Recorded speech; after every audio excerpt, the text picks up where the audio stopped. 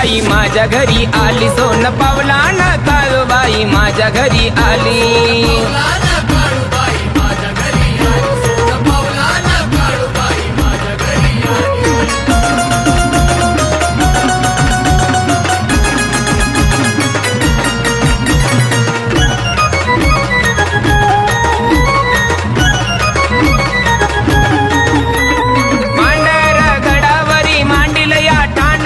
करवंदीच्या बनामध्ये काळूबाईचं रान,